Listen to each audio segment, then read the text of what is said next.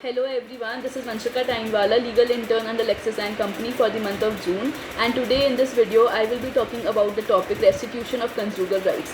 So restitution of conjugal rights is mentioned under section 9 of the Hindu Marriage Act.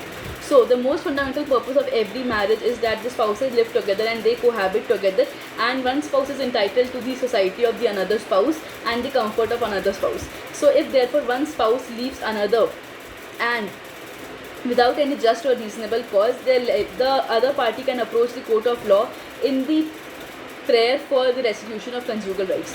So restitution of conjugal right means if one party of the marriage withdraws from the society of other, then the other is entitled to go to the court and compel the other party to come in and live together.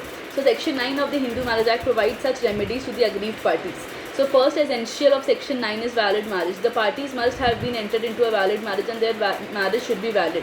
For example, the void and voidable marriage cannot be entitled to the restitution of conjugal rights.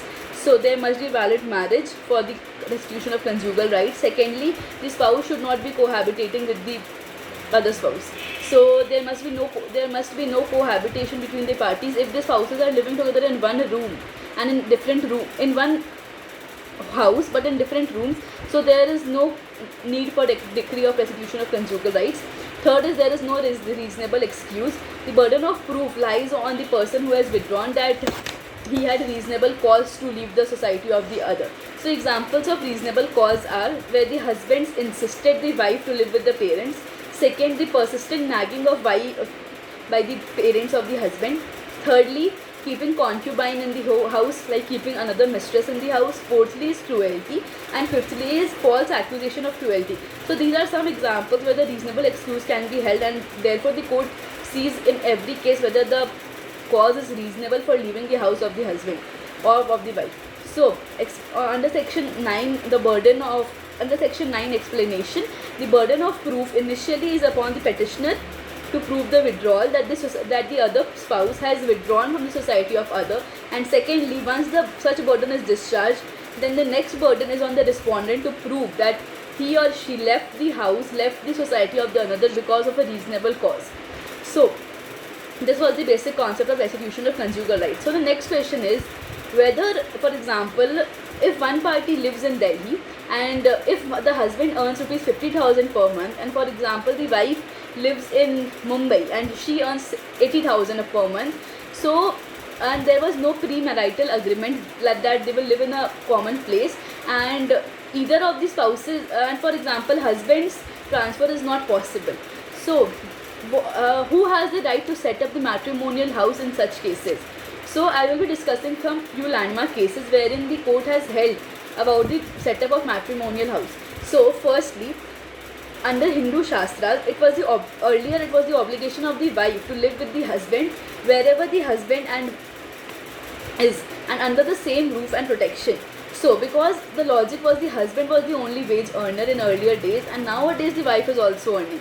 So under section 125 of the CRPC also, the husband is bound to maintain his wife, parents, children. So as per the Hindu Shastras and statutes, the right to set up the matrimonial home goes to the husband only. So but now in these days the concept has changed. Firstly, I will talk about the case of Tirath Singh versus Kirpal Singh. In this case, the Punjab High Court held that the person who takes up a job without her husband's consent at a place different from his home withdraws from the society of another. This is a reasonable proof that the wife has withdrawn from the society. In case of Shanti Nigam versus Ramesh Chandra, a landmark judgment was pronounced.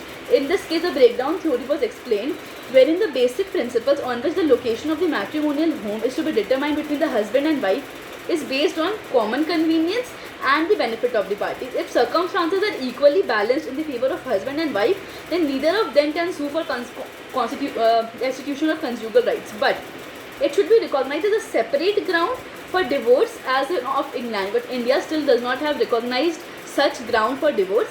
In the present case, there was no premarital agreement as to matrimonial home. That does not mean that the wife who has a better job with better prospects is expected to resign. So it is based on the convenience of the parties and the benefits of the parties.